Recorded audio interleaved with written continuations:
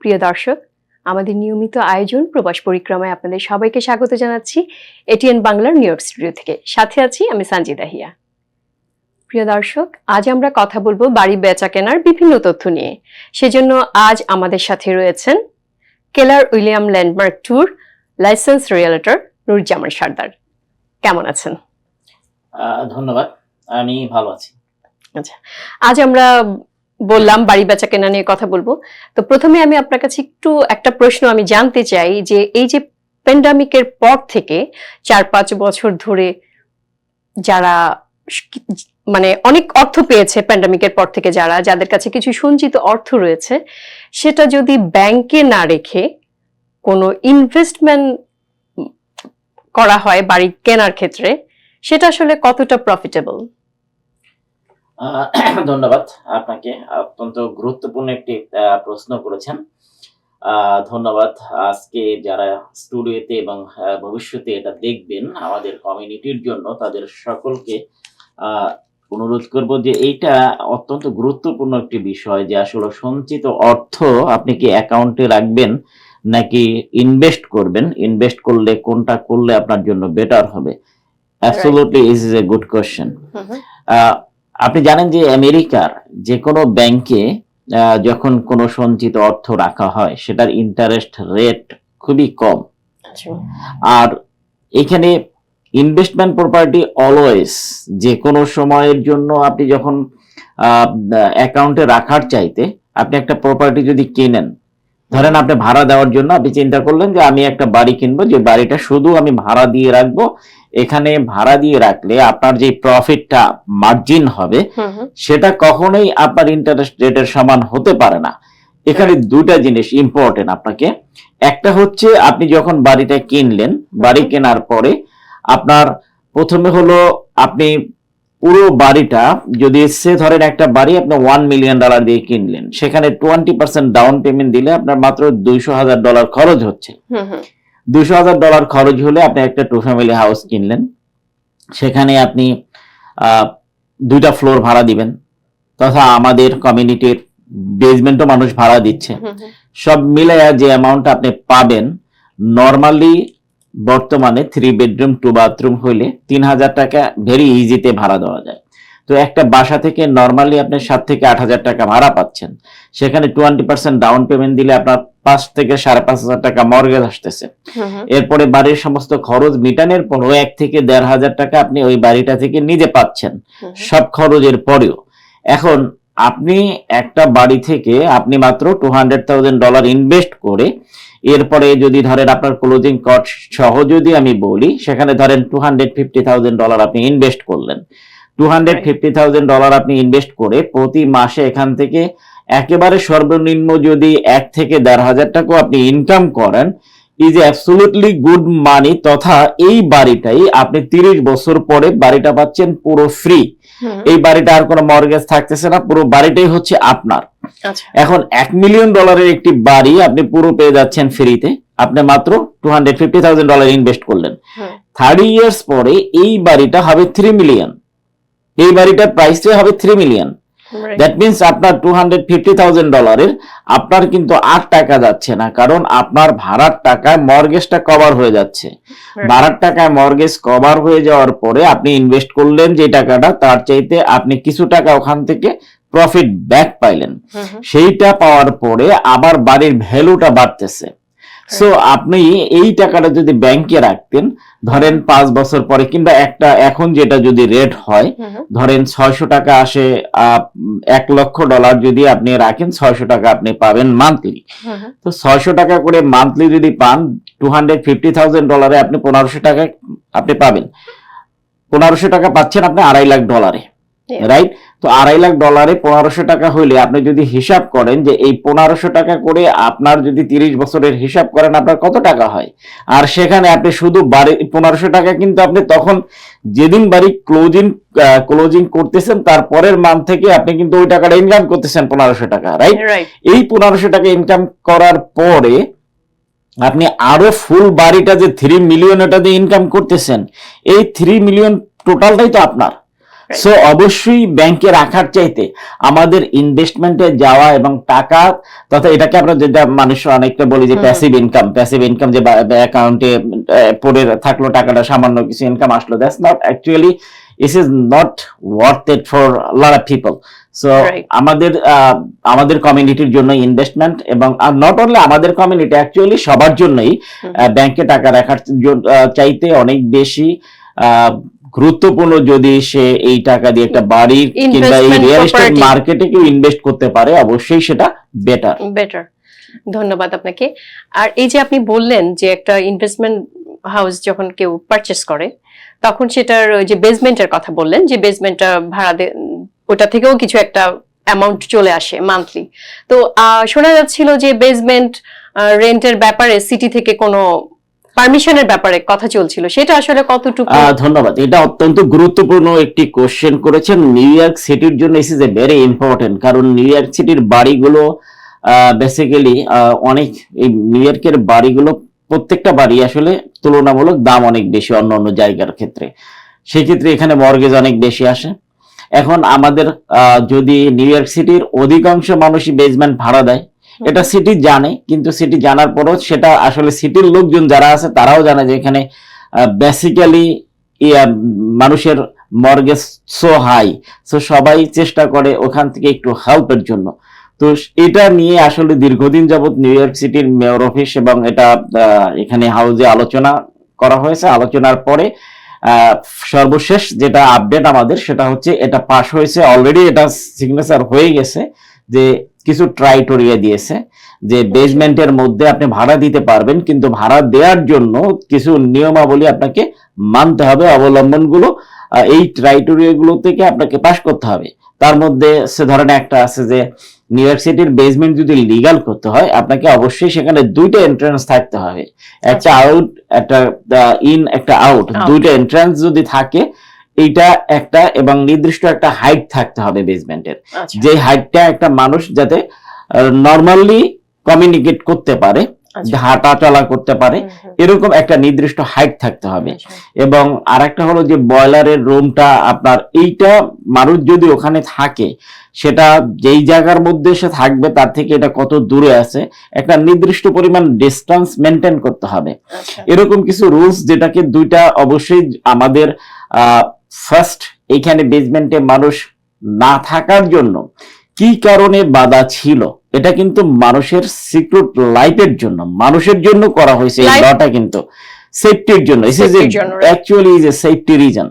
So যখন এটা safety রিজনের জন্য করা হয়েছে, এখন আবার যতগুলো লই আছে পৃথিবীর সব লগুলোই কিন্তু মানুষের জন্যই করা হয়, কারণ মানুষের স্বার্থেই প্রত্যেকটা ল করা হয়। লটা ছিল আগে মানুষের স্বার্থে, মানুষের সেফটি রিজনে বেসমেন্টে থাকা নিষেধ ছিল। আবার এই স্বার্থটাকে যাতে মানুষের নিরাপত্তাজনিত কোনো রকমের বাধার সৃষ্টি না হয় এবং এই নিরাপত্তাজনিত কারণগুলোকে সবকিছুর সমন্বয়ে ঘটিয়ে তারপরও মানুষ যাতে ওই জায়গা থেকে একটা ইনকাম করতে পারে, যাতে খুব সহজেই মানুষ এই জায়গাগুলোর মধ্যে থেকে সে কিছুটা তার মর্গেজে সহযোগিতা পেতে পারে, এটার জন্য সিটি নতুন এই উদ্যোগটা নিয়ে এটা করেছে। কিন্তু এই ক্রাইটেরিয়া গুলো অবশ্যই আপনাকে ফিল আপ করতে হবে, যেগুলো সিটি দিয়েছে। যদি আপনাকে বেসমেন্টের লোক রাখতে হয় তাহলে এই নিয়মগুলো আপনাকে অবশ্যই ফলো করতে হবে। ধন্যবাদ আপনাকে।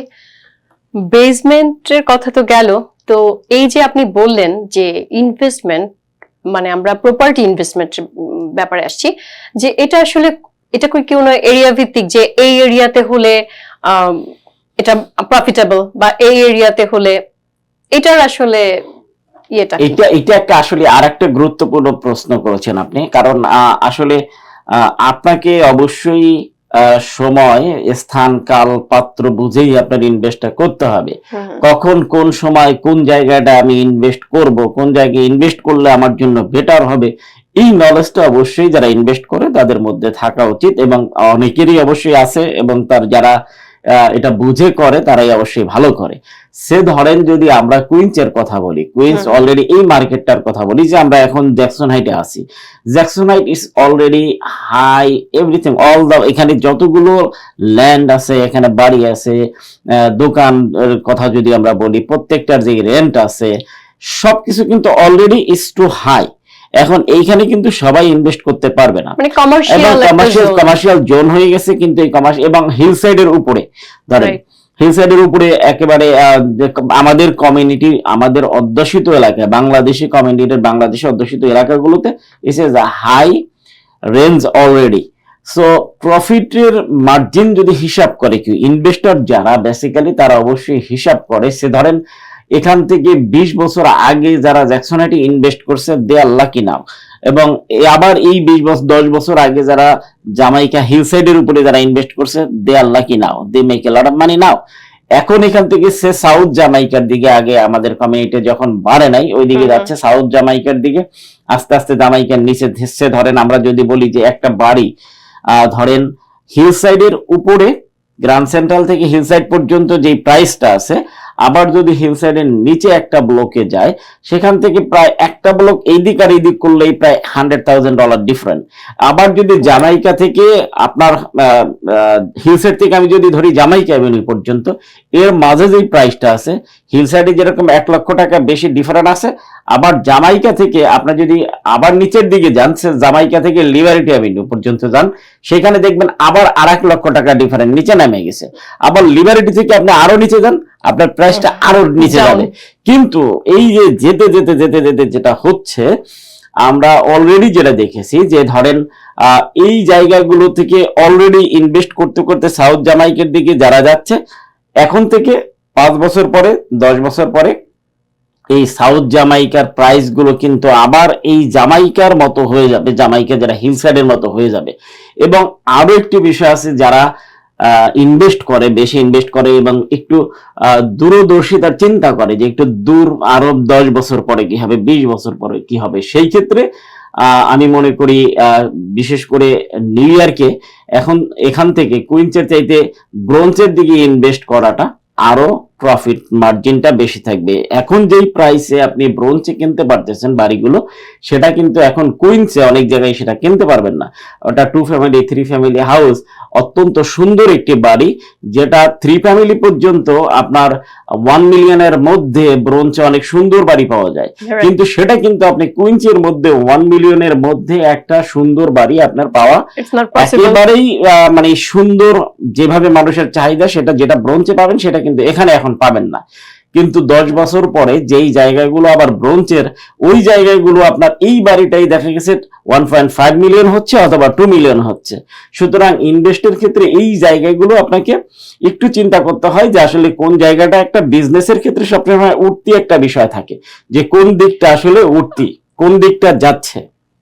আসলে এটা হচ্ছে জাস্ট ইকোনমিক্স এর মতো, যে ডিমান্ড বাড়লে তখন সাপ্লাইটা যত বেশি, সাপ্লাই যখন বেশি থাকে, হ্যাঁ, যখন ডিমান্ড বাড়বে তখন তো অবভিয়াসলি ওটা সাপ্লাইটা হবে। তো এরকমই বাড়ি, মানে এটার সাথে মিল আছে 100% এটার সাথে এটা তো অবশ্যই ম্যাচ করতে হয়। যখন মার্কেটে যদি আপনি এখন বলেন যে আসলে সাপ্লাই এবং ডিমান্ডের মধ্যে, যে এখন বাড়ি কেনার ক্ষেত্রে দেখা গেছে যেই বাড়িগুলো আপনার সাপ্লাই খুবই কম, তুলনামূলক সাপ্লাই কম, কিন্তু আপনার বায়ার অনেক বেশি মার্কেটে। এই যে বায়ার বেশি, হয়তো প্রশ্নটা আপনি এখনই করবেন চিন্তা করছেন, তো প্রশ্ন করার আগে আমি আপনি এটাই করতে চাইছেন, আমি এটা অত্যন্ত গুরুত্বপূর্ণ একটি বিষয় যে আসলে মার্কেটে এখন তুলনামূলক যে পরিমাণ বায়ার আছে সেই পরিমাণ বাড়ি কিন্তু মার্কেটে নেই, আসতেছে না। কারণ আপনি যদি হিসাব করেন একটা ব্লকের মধ্যে কিংবা একটা এরিয়ার মধ্যে কয়টা বাড়ি তুলনামূলক আসে, বছরে কয়টা বাড়ি আসে, এটা নির্দিষ্ট একটা পরিমাণ, হয়তো একেবারে ফিউ, কিছু কিছু জায়গা আছে যে একদম ফিউ। এই জ্যাকসনেট এরিয়া যদি হিসাব করেন লং টাইম কোনো একটা বাড়ি আসে নাই, কিন্তু আপনার একটা বাড়ি আসছিল এই যে জাস্ট লাস্ট ফ্রাইডেতে, 1-2টা দিন এরা ওপেন হাউস করছে। বাড়ির যা প্রাইসের, সে ল্যান্ডলর্ড ইভেন সেলার সে চিন্তা করে নাই সেই প্রাইসটা সে নিজে পাবে। সে যে প্রাইস চাইছে তার থেকে অন্তত ওয়ে হাই এটা সেল হয়েছে, way high. So it is like depend করে আসলে যখন মার্কেটটা, এটা প্লেস, এটা এই place not only place, like supply and demand যে কথাটা আমরা বলছিলাম, এখানে ডিমান্ডটা এতই বেশি ছিল যে ডিমান্ডের কারণে আসলে প্রাইসটা অনেক হাই হয়ে গেছে। সেই সেম থিং এখন বাড়ি অনেক জায়গায় আমাদের চাহিদা মতো বাড়ি নেই, কিন্তু ওই একই জায়গায় 10 জন ক্রেতা আছে যে তারা এই জায়গার মধ্যে বাড়ি কিনতে চায়, কিন্তু এখানে বাড়ি নাই। যখনই একটা বাড়ি আসে ঠিক 10 জন লোক সাথে সাথে ওইখানে চলে আসে। যখন ওখানে চলে আসে তখন অবশ্যই এই বাড়িটা নেয়ার জন্য 10 জন ফুল রেডি কাস্টমার, কিন্তু বাড়ি কিন্তু একটা। তো এই জায়গার মধ্যে আসলে আমাদের এই প্রাইসটাও একটু হাই হয়ে যাচ্ছে বেসিক্যালি তুলনামূলক ডিমান্ডের কারণে। রাইট, ধন্যবাদ আপনাকে। আর এই যে আরেকটু জানতে চাইবো যেটা হচ্ছে যে লিড পেইন্ট, এইটা আসলে কি একটু যদি ডিটেইলসে বলেন। এটা হচ্ছে আপনি দেখবেন যে একটা বাড়ি যখন কিনে, যে কোনো কাস্টমার একটা বাড়ি কিনতে গেলে যে লিস্টিং এজেন্ট থাকে যার নামে বাড়িটা লিস্টিং করা হয়, সে অলওয়েজ যতগুলো কাস্টমার থাকে কিংবা সে ওপেন হাউস করে, যখন এই সিটির কোনো লোক যায় ওখানে, তখন একটা সে প্রাইস একটা পেপারসে সাইন করে, সেটাকে বলে ডিসক্লোজার ফর্ম। এই ডিসক্লোজার ফর্মটা কেন? এটা হলো যে আপনি যখন এই নিউ ইয়র্ক সিটির মোস্ট অফ দা হাউস হচ্ছে যে 1978 এর আগে করা। যখন যে কোনো বাড়ি 1978 এর আগে থাকবে, এই বাড়িগুলোর মধ্যে লিড পেইন্ট হওয়ার সম্ভাবনা থাকে। এবং এইটাকে ডিসক্লোজ করার জন্য ফার্স্ট অল হলো হচ্ছে সেলার অবশ্যই ডিসক্লোজ করবে এজেন্টের সাথে, এবং agent have to have, say disclose করবে যতগুলো বায়ার আসবে এখানে, প্রত্যেকটা বায়ারের সেই সাইন দিয়ে এবং তাদেরকে বলতে হবে এবং ডিসক্লোজার ফর্মে তাকে সাইন করাইতে হবে যে এই বাসাটা 1978 এর আগে বিল করা এবং এটার মধ্যে এই লিড পেইন্ট আছে কিংবা লিড পেইন্ট নাই, দুইটা। যদি ধরেন অ্যাটর্নির মাধ্যমে যখন সাইন করা হয়, আপনি যখন বাড়িটা ক্লোজ করবেন কিংবা বাড়ি কেনার আগে আপনি যখন অফার পাঠাচ্ছেন, সাইন করতেছেন, সব জায়গায় কিন্তু এই ফর্মটা থাকে। কারণ এটার মধ্যে সে স্বীকারোক্তি দিচ্ছে যে এই বাড়িটার মধ্যে লিড পেইন্ট আছে কিংবা নাই। যদি সে কখনোই, যদি ধরেন আপনার ক্লোজিং হয়ে গেল, বাট আপনাকে সে বলছে এটার মধ্যে লিড পেইন্ট ছিল না, আমার বাড়ির মধ্যে ক্লিন ছিল, কিন্তু আপনার পরবর্তীতে দেখা গেছে এটা লিড পেইন্ট আছে, তো এটা যদি হয় পরবর্তীতে সে কিন্তু এই এজেন্ট সহ, যে এজেন্ট ছিল যে আপনাকে সিগনেচার করায় নিছে, সে এবং সেলার দুজনেই, তারা যদি সেখানে দুইটা, এখানে যেটা অপশনই আছে কিংবা নাই, আপনি মোস্ট যেহেতু আছে যখন বলবে, তখন তো অবশ্যই অ্যাটর্নি আপনাকে বলবে যে এটা তাহলে ঠিক করো, এটা তো ফিক্সড করতে হবে। যদি ফিক্সড, তার মানে মোস্ট অফ দেম নাই বলা হয় এটার মধ্যে, যে এটা নাই, তো নাই বললো, তারপরে বাড়িটা আপনি নিলেন, বাড়ি ক্লোজ করলেন, হয়ে গেল। এরপরে দেখা গেল যে আপনি যখন বাসায় উঠলেন, আপনি দেখলেন যে এটার মধ্যে কোনো কারণে আপনি সেটা টেস্ট করার পরে ধরা পড়লো যেটার মধ্যে লিড পেইন্ট আছে, দেন তারা আবার এটা নিয়ে কোর্টে যাইতে পারবে এবং তারা গিলটি হবে। গিলটি হলে এখানে প্ল্যানটি ওই অ্যাটর্নি সহকারে, যেই অ্যাটর্নি থাকবে, তারপর লিস্টিং এজেন্ট, সেলার, সবাই এটার সাথে যারা যারা জড়িত ছিল, তারা সবাই কিন্তু এটার জন্য তাদের আবার পে করতে হবে। আচ্ছা, so lead paint is a very important. এটা আমাদের যারা বাংলাদেশের কমিউনিটির লিস্টিং এজেন্ট, যারা বিশেষ করে লিস্টিং এজেন্ট এবং আমাদের ক্রেতা, প্রত্যেকেরই জানা দরকার। এটা আসলে সিটির জন্য is very important, city is very careful about that.